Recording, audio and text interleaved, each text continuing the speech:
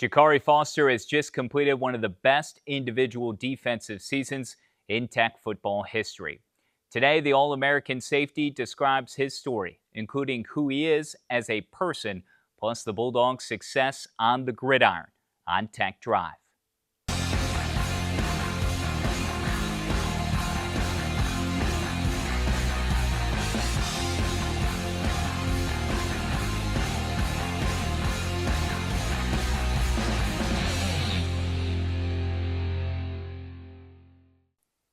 Happy New Year. I hope you and yours had an excellent holiday season. Tech Drive continues today with All-American safety Jakari Foster. I'm the voice of the Bulldogs, Kyle Schatzberger. Jakari is fresh off that Independence Bowl win against Coastal Carolina. Preparations are underway for your entry into the NFL draft. How you doing, my guy? I'm doing good. Everything's been going well. I just signed with an agency not too long ago, about a few days ago. So Yeah.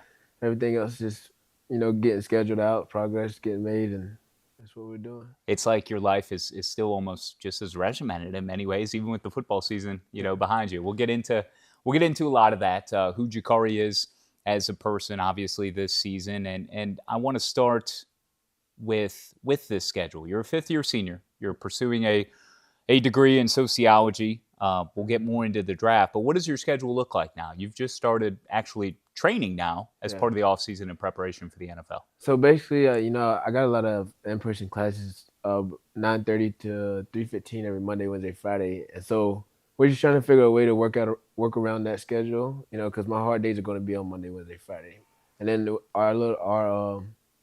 my recovery days really is gonna be Tuesday, Thursday, and Saturday. So like I'm working 6 days a week, and I feel like the more stuff that we look over the schedule, what I got going on, then it'll come all down. But right now it's just a lot of stress of getting everything situated, and we'll figure it out here in these next few days of what we got scheduled up for with my classes that I have, and then other stuff that I have on the side note. So. Yeah, it's a lot of balancing. Now, Yeah. training, what is you just had your first day of quote unquote off season training. What does that look like? What does that entail? Basically, it's if you look if you look up the combines and stuff, you mainly see guys run the 40s. You may see guys benching and jumping, and it's the little details that you do to get to that point. You just certain techniques that they teach you.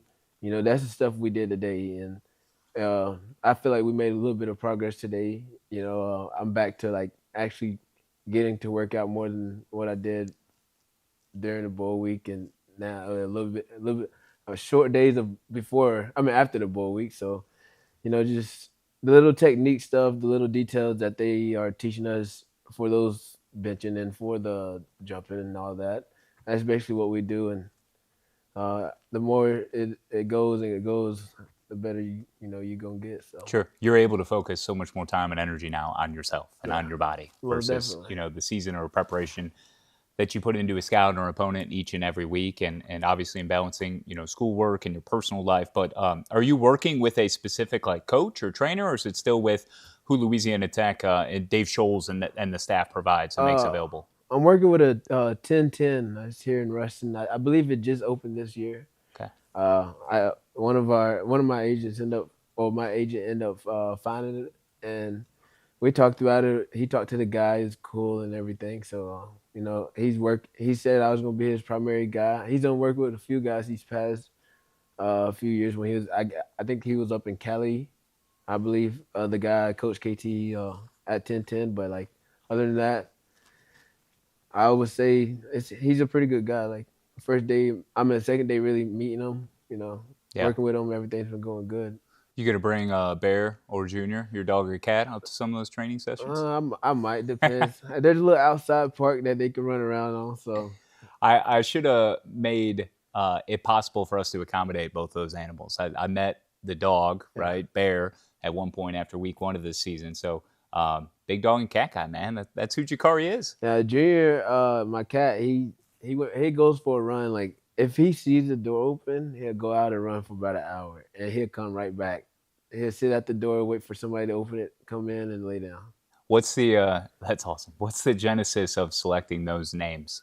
Um, Backstory at I all? don't, I don't know. When I got Junior, I got him in Shreveport, I believe, at Shelters? one of the shelters, and I guess I was getting named. I was like, guys, what should I name my cat or whatever? And then somebody ended up just saying Junior. I was like, all right, I'm gonna name it Junior. But with Bear, I knew I was gonna my next dog was gonna be Bear. So That's sweet. Let's take stock of the season. 8 wins for the first time since 2019 for this program. A ninth bowl win in school history. So many twists and turns, but 3 straight wins to close out the year. Describe the emotions that attached to what this year brought and the perseverance that this group deployed with such a tremendous finish. I feel like it was an adversity thing for us. There was games that we shouldn't have lost. Games that we should have won, and um, I would say that the way we fought through the whole season was just it's a connected group that we just brought everybody together and was like, guys, we gotta keep this going. If we get up 4-1, we go.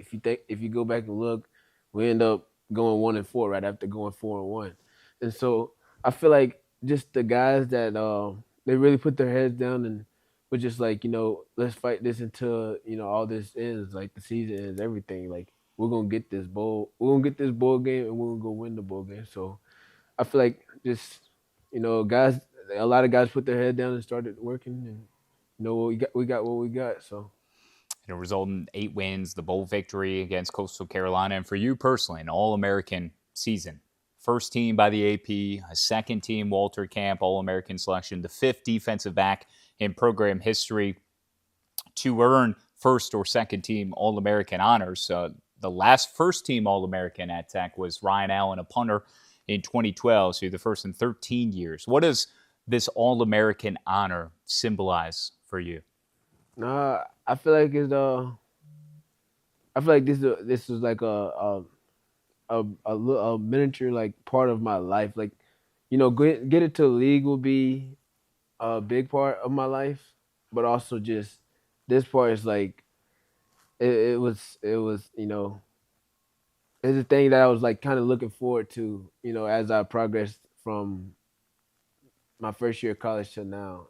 Like I look forward to always, getting something that I've worked for, and I'm glad that I got the chance, to get the All American here, at Tech and the Walter Camp Award and all that. So yeah, it's an honor to get Well, that. I think it's a, not to cut you off, but I think it's a snapshot basically of your entire career to this point, Yeah. right? Like a crescendo of all the work and all the sacrifice that you've put in. And yeah, getting to the league and playing professionally is going to be equally as big of a moment, if not more. But like right Yeah. now, for who you are and the path, the trail that you've blazed, like this just encapsulates all the effort, all the time, all the energy, Hmm. and an individual honor, affirms all of that. That's true. Like it's crazy because I mean Steven, our media guy, he texts me and I'm like, man, I don't know what I'm about to get. Like he said something big. It was right after I just got second team conference, and I'm like, what else could I get that's like it's about to be big.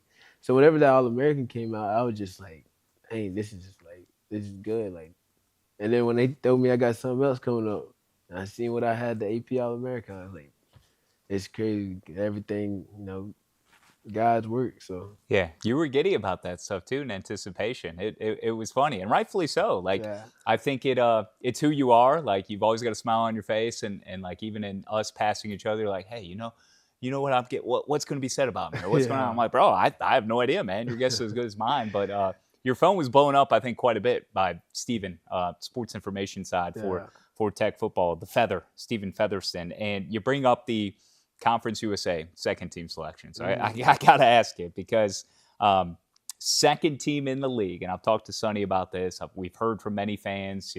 Social media has been lit over this for a guy to earn first team All American. All right, yeah, we're talking about 136 teams nationally on the first team, but you get only second team in the conference that you play in. It in CUSA, it doesn't add up. yeah. Okay, it doesn't add up at all.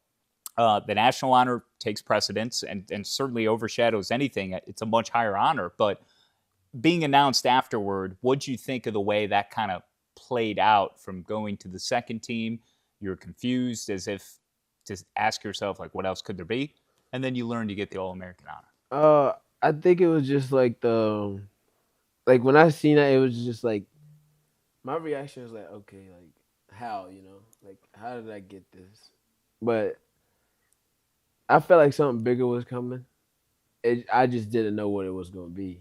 I mean, no matter if I didn't get the All American, this part with me training in the pro day and then getting drafted would have been the next big thing for me. So something big was eventually coming after I got that second team because I knew the eyes that saw the second team weren't the right eyes that saw the first team. And when the guys, everybody that saw the first team, it was just like I'm I'm like honored that they saw that me in Sure. that position. So Yeah, no, that's great perspective. And already the nation's leader in interceptions entering the bowl game. You added one more, which I thought was very appropriate in the Independence Bowl, putting it on ice. So securing the comeback win over Coastal Carolina, 8 interceptions in all. You had a pick 6 at UTEP. That was one of 7 defensive touchdowns for this Louisiana Tech defense throughout the year. 21 total interceptions with Jakari collecting 8 of those. You had 58 tackles. Your teammates had nagged you prior to the start of the year about your hands. Even yeah. Sonny brought that up in one of the early season press conferences, but that wasn't the case. How was it that you were able to find yourself in so many opportunistic situations? Oh, I mean, we go out before practice and just about every day, and my coach, we always work ball drills. Like he'll throw it high, and we'll go sideways, catch them every which way. And I believe that our DB group has probably caught more balls than any other group in college football during practice, like anywhere. So it was just really the things you do in practice, take it to a game. So that's what I did. Took these hands to a game and ended up having 8 interceptions for the year. Practice makes perfect, and Yeah, that's interesting. You feel maybe y'all did more ball and catching drills yeah. as a defensive back group than anyone in the country, and you pride yourself on it, and it certainly paid off. The next closest behind you with 8 picks nationally, there was 5 of them, I think, a group with 6. So you had 2 more than Mm, the next closest. That Luke Olson 3-3-5 scheme. I asked you before the Kennesaw State game when we spoke during our Tech Tailgate for the network pregame show. Asked you about the scheme, how you enjoyed playing on it, within it. Olson, first year as DC. I'm curious now with 12 games, in the rearview mirror, both with he and safeties coach Sam Carter, who yeah. obviously you're tight with. They put you in a position to succeed. What can you say about the way in which they coached you, pushed you, and ultimately the season progressed the way that it did for you? Well, I would say, when he had first got here, I wasn't going to star, our middle safety position, and then I ended up just going to stay at strong. But we all got to learn every part of the back end. But Coach Carter was the main, part of where the coaching come in. Like he was real big on knowing the routes, knowing what they was gonna run, knowing the formations, all of that. And so the more he had worked, it was like the less we had to do.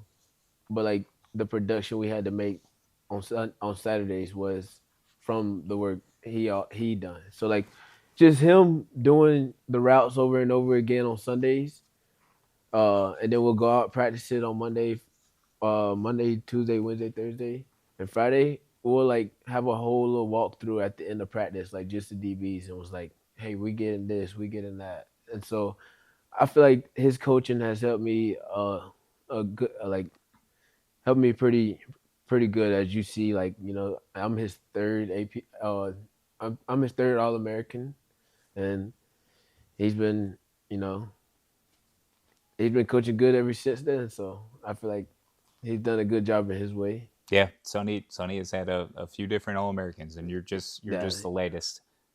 That career and that journey and your development obviously is hit ahead here as you close out your collegiate career. But it started at North Alabama, and you played. I think it was 4 games, and you took a red shirt, and then you moved down to Hutchinson Community Mhm. College in Kansas. So North Alabama was about what, maybe 3 hours from where you grew up, Yeah, two and a 2 hours, half, three. 2 and 50. Yeah, two Yeah, hours 50. from Piedmont, Alabama. So you decide to leave and you go to Hutch, and you played in 11 games across 2 seasons, Mm-hmm. included a national championship game appearance at the JUCO level.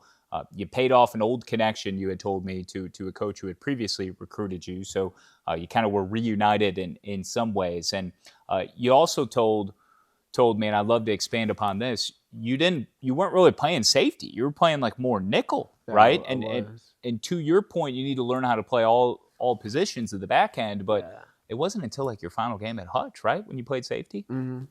And it was only because one of our starters had got hurt, and they was just like, all right, so this guy, like, cause they knew who I was. The DB coach there knew me from last year, so he was just like, this guy has played every position for me last year in the back end. I know he could go play safety, so like that's what we did, and that game I think I ended up having. It was a playoff game against East Mississippi. I ended up having like 12 tackles, one forced fumble, one interception. Just out there doing my thing, and so Yeah, I mean, you found a spot where you could thrive, and it was Hutch that yeah. put you, in that position to succeed, and it caught the attention of Sonny Cumbie and company, huh? That's where I feel like all my development really just come from. I feel like when I first got in college, I wasn't really as focused as I was when I got to Hutch, and then when I got here, So Yeah, it was just a different level to me. Going from high school, and we probably had like three coverages in high school at the most, and then it was just like I got in the North Al. I really can't say that I didn't like it, but it was mixed emotions about it. But then I do thank them for giving me the opportunity, the coaches there to come, and then going to Hudson, same thing. Thank them for giving me the opportunity to go there, and now here. So so would it be fair to say like the evolution of your game, Jakari Foster's game? To yeah. your point, you just said it went to a whole new level when you went to Hutch, and that kind of created these certain pro like habits and helped maybe sophisticate the way you look at certain coverages or what you're able to do and the necessary training techniques for you to elevate your game. Is that really most how you believe you've evolved? And then beyond that, when you come to Tech, how did it then grow here over the next 2 years? Because my guy, PFF, Pro Football Focus, had you as the second highest rated safety in coverage, allowing just 12 catches all year. So to go from North Al to Hutch and now have an All American season that you had at Tech, I mean, that's Mhm. spectacular, man. Your rise. I would say yeah, it did. Like just just my coach really working with me at Hutch. Coach LeQuint, I think it was LeQuinton. I'm not. I'm bad, but if you LeQuinn, we got yeah, it. LeQuinton Black, Coach Black. So he really stuck with me. Worked with me a lot on different coverages and stuff. He taught me how to see the formation a good bit and everything. And ever since then, I feel like my development from 2022 fall all the way to 2023 fall at Hutch, it was just like, it got to another level. And then changing up the defense also, and then me sending me the nickel, and then knowing that I could play safety. Like he saw something in me that like I could see, but he saw better. And then coming to Tech, it was just I feel like my first year coming in here in the spring, I didn't come in here doing so well, and then next thing you know, in the fall, kind of like kept on grinding it out. Waited to the UTEP game and got to play. Had 11 tackles then, and that's when the guys knew kind of who was Jakari. And Right. then I'd say in the spring of 2025, that's when I felt like that was gonna be my year. So You had the confidence, and the coaches certainly gave you the stage, yeah, and most you made the most of it. most definitely. Personally, for you, how different is Jakari Foster, the man today, versus when you started college back at North Al, coming out of Piedmont High School? How have you grown as a person? I feel like I'm matured more than ever. Like taking care of my like a lot of things on my own in a way. Like I may have help here and there a little bit, but like a lot of things that I do, like that I would need help on, I usually just take it on my own. Like so, I feel like I'm matured. Like I said, develop everything, progress, all of, like up, top down. Like has been everything's been good with me. So Sure. And it's always a moving target, right? Like every day you're trying to just get 1% better. yeah, every day, just find a way. That's all. That's my thing. Just always find a way, no matter what it is. What impact has Sonny Cumby had on you? It's a big impact. I feel like me and him are really close. So he's a guy that you can lean on. I've said it before in an interview. I mean, that guy is like he's amazing, and it's good to be around him. That's one person you would want to evolve around is Coach Cumby. He's he's a pretty good guy. He's one of one man. Yeah. That's for sure. I don't think there's any doubting that. Were you there at the Barksdale station while he was getting tased? Did you have a front row seat to that? No, I actually didn't. I think that's when they was being loud, and I was over there. I would think I was controlling. You were at the dog probably Yeah, I during think I that. was at the dog controlling it, and I didn't even like. I heard them getting real loud. I'm like, what is going on? Yeah. But I didn't even know he got tased. I think that was crazy. I should have been over That's okay. There's plenty of videos floating there. around. Said Woods has been very vocal about he's going to keep that on his phone, and that will live forever. That'd be a Yeah, great time capsule piece. Take me back to that post game press conference after the eyeball because there was a pizza that you seemed pretty disgusted with that you yeah. just left on the table, and people had a lot of fun with that. It just wasn't up to your standards, right? No. So I came in there and everybody had already looked at me, and I'm like, man, I said I'm so hungry. And so I looked to the right and I'm like, ooh, there's pizza or whatever. And I think somebody was like, it might be going or whatever. Okay, so I went and sat down and I was actually looking for some hot chocolate too, because I had seen like these little Swiss Yeah. hot chocolate stuff. And so like I forgot her name, the lady that's over the Independence Bowl, she ended up bringing me a veggie pizza and I'm like, I opened the box and I look at it, I'm like, and I'm counting like the veggies on it, Yeah. like the mushrooms, the jalapenos, the black olives. Like, I'm like, nah, this ain't. Y'all can have it. Then one of the guys was like, I think we be sending it up. I think they had sent it all up to the press box or whatever. And I'm like, hey, y'all just giving it out. Like, Dang, I wish I knew that. See, because I'm very specific and needy when it comes to pizza. We talked about this on Tech Drive before. My Chicago roots, like I love the deep dish, yes, but people mistake us as Chicago being a place that's deep dish only. yeah, It's tavern style. It's thin crust. It's square cut pizza. So that's what I love more than anything. So it takes a certain kind of pizza for me to veer from my sweet spot, right? To mm-hmm. be worthy to enter my body. And for you, the veggie pizza was not it in that Nah, moment. So I give you a lot of credit for sticking to your guns and not even devouring it given how hungry you were. But for me, if it had all those veggies on there, yeah. I probably would have been more likely to eat it because I love all the veggies on the pizza. So And then like and one thing, like, okay, I might have, I might have ate it if it wasn't cold. Like I'm a type guy that I need everything to be heated up. yeah, I got you. So if it had been sitting around, yeah, it wasn't worth it. Um, you told me your girlfriend Catherine. All Yeah. right, she tried presenting you with the pizza afterwards. Nah. So was it afterwards? Yeah, it was afterwards. We Because had you love stuffed crust. yeah, That's your pizza of choice. Okay. stuffed crust pepperoni pizza. So Okay.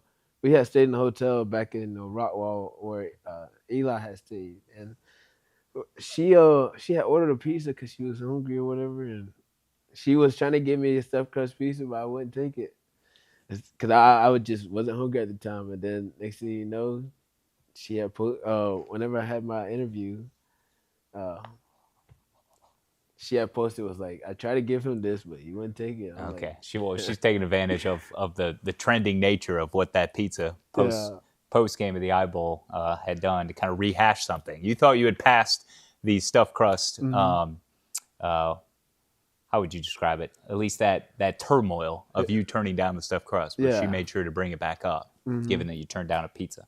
Curious what your take is on some of your teammates, okay, from this year that have entered the transfer portal, because this is always a hot button topic. And now that we have a student athlete here, somebody who is a teammate of many of these guys and knows the sport, plays the sport, and it's been a moving target and an ever changing landscape of college athletics. I'm curious what you think about some of those that have already either entered, plan to enter the portal, or have announced their next destinations to play. What does Jakari Foster, the teammate and peer of those players and teammates, okay? What does he think of those decisions, and what level of support do you have for those guys that choose to go elsewhere? I got a lot of support for him. I can never just sit here and not, down somebody because they left, the program where I'm at or like just anywhere. You know, I was actually friends with one of the guys that, or not friends, but I meant roommates with one of the guys that ended up transferring, and it's not that it's not that like it's the program, but it's somewhere near, and yeah, I mean, it's not our choice, to really pick and choose what they do, and those guys want to go to honestly, a bigger program than what we have, and I feel like whatever they do, that's their honest, choice. So the guys that's leaving now, and the guys that might leave here soon, who knows? Hope the best for them. And to me, I just don't see like something wrong with it because it's just their choice. Sure. They talk to family about it, everything. You see a lot of guys decommit from this school and commit to this school and decommit again, but like it's not our choice to for them or force them to stay at the school. It's not the staff choice to force them to stay at the school, and I feel like whatever they do is just on their own. So Sure. No, I think don't hate the player, hate the game. yeah, Okay, it's a system. They have certain opportunities. We have certain opportunities. But two, I think to your point is, put on your blinders, control what you can control. Nobody really knows truly what a certain individual is going through in terms of, family situation, financial situation, what yeah, opportunities might be out there. Who are we to throw stones at hmm any person, any life? And we're not just talking about football, and transfer portal. yeah, We're talking about everything. Like this is a bigger, probably systematic issue that can cover a variety of different things in life. yeah, Just don't throw stones, accept, appreciate, be happy, and you never know what all is going on. So if a quote unquote bigger opportunity in terms of the size of a school or hmm university or conference that they're playing on, and that might be why they're choosing to go and parlay whatever it is that they've done, like good yeah, on them, good on them. So yeah. I mean, all of it's life at the end of the day, and sure. you just gotta, like I said earlier, you just gotta find a way. I mean, one guy leave, bring another guy in to replace it. So Sure. Yeah. It's a cycle, yeah, it's an opportunity, for tech or any other program out there, to take advantage of whatever else new personnel piece might be able to come in and make a difference for you, making a difference, which is something you've done on the football field throughout your entire career and especially this year. Is there somebody that you've modeled yourself after, or maybe a hero or an inspiration, either at the professional level or even outside of football, that you've kind of used as a guiding light for your life? um, I would say like dang, that's You got a favorite NFL player? I do. Derrick Henry. Okay. Even though like Different position, it's but their position, but like, so I grew up an Alabama fan, yeah. and I love watching like Trent Richardson, Derrick Henry. I mean, I used to go. You can go all the way back to Blake Sims, Hmm. C.J. Mosley, um, all the Julio Jones, all those guys, and it was just like I grew up just watching them. It's like, dang, like that was the place that I wanted to be, like, out of when I got in high school. And, it just I didn't get the opportunity, but I'm getting the opportunity to be at where they're at now.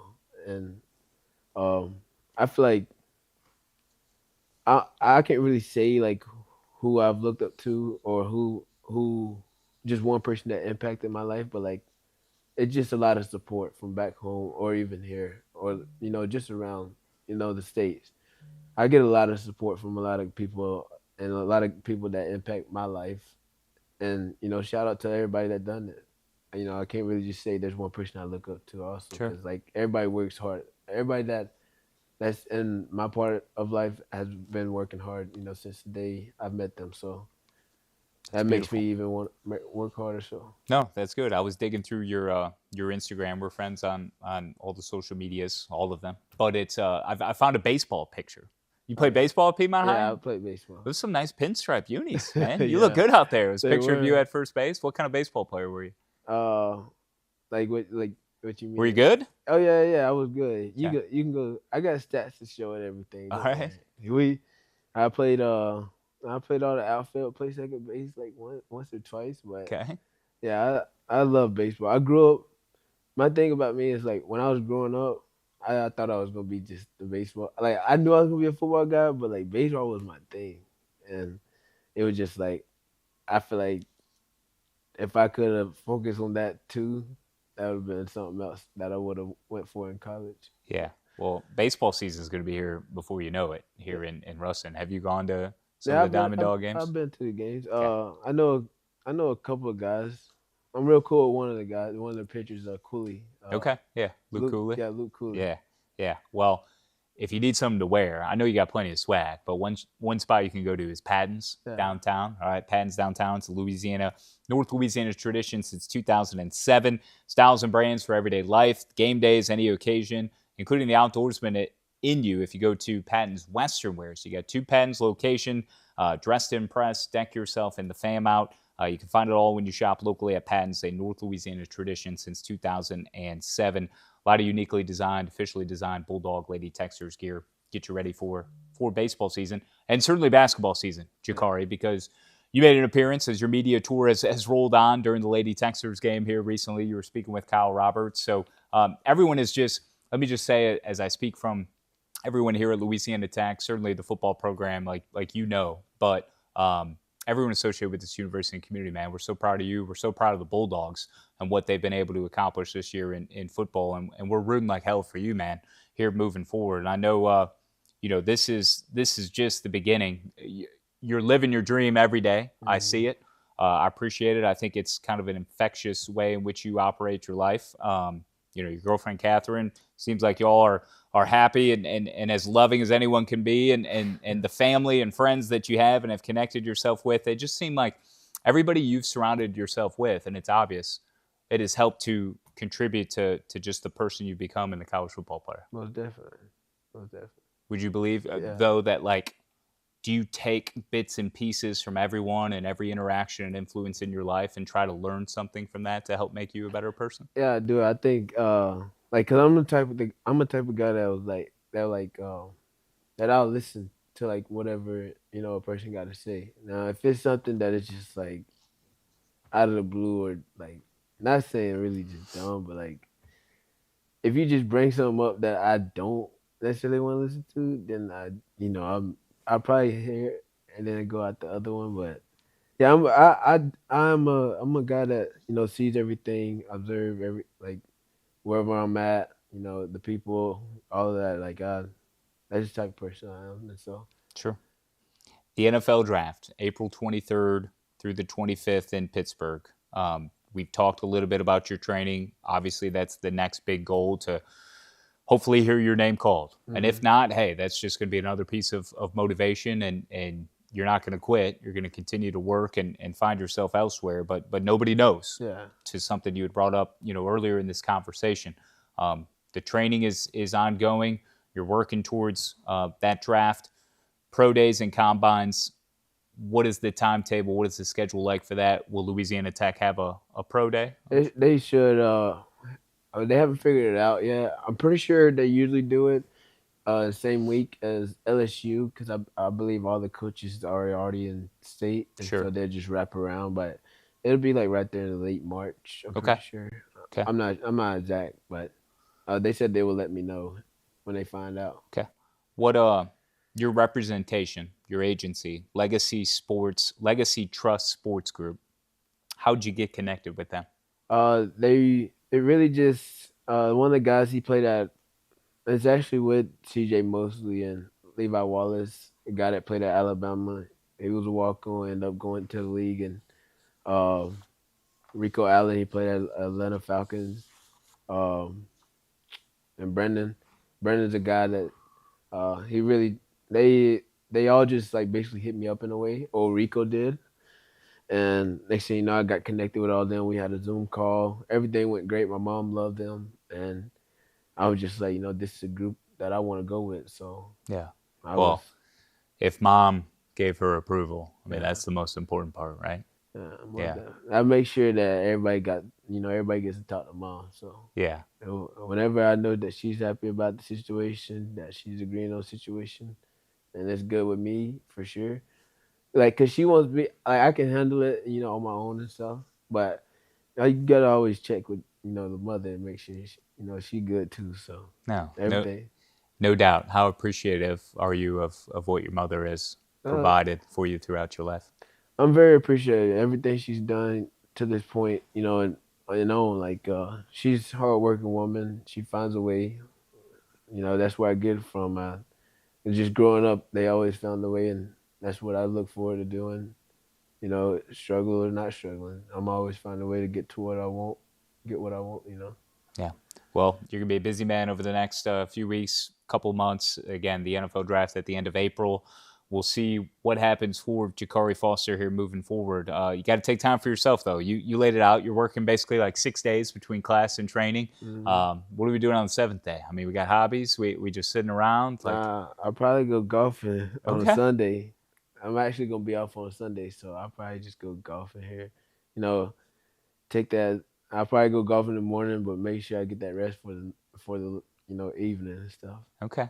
We might have to go out and swing them. Landon Nelson and I have been talking about getting out and golfing quite a bit. He claims to be the best golfer on the team. uh, I think he is. I'm not really sure. I couldn't tell. Okay. I mean, a good guy to me is I say like Eli's pretty good. Eli Okay. Finley's pretty good. Luke's I've watched him. He's pretty good. Other than that, I really couldn't tell you like All right. who's just the best. Yeah. Did you enjoy the Chasing Aces experience before the eyeball? Yeah, I did. It's just I think we should develop more on their drivers and their Okay. irons. Not a lot of juice to him? Nah. No, no. Well, as you inch closer to your pro career and saying goodbye to Louisiana Tech and Ruston, what will you most remember about this university, football program, and community? I think it's really the support of all fans. Like no matter where you're at, they'll probably notice you. Even if they don't, they'll talk to you. And I feel like this community is, I feel like they just show a lot of love, no matter what it is. Us being down, us being up, losing here and there, the fans are still sticking with us either way, and that's the thing I love about this, community here. Well said, man. Jakari, this has been awesome. Thank you so much for your time on Tech Drive. Yes, Best of sir. luck. Appreciate it. That's Jakari Foster, the All American. I'm the voice of the Bulldogs, Kyle Schasberger, for Jack, Carson, GB, Kyle Kavanaugh. We'll talk to you next time on Tech Drive.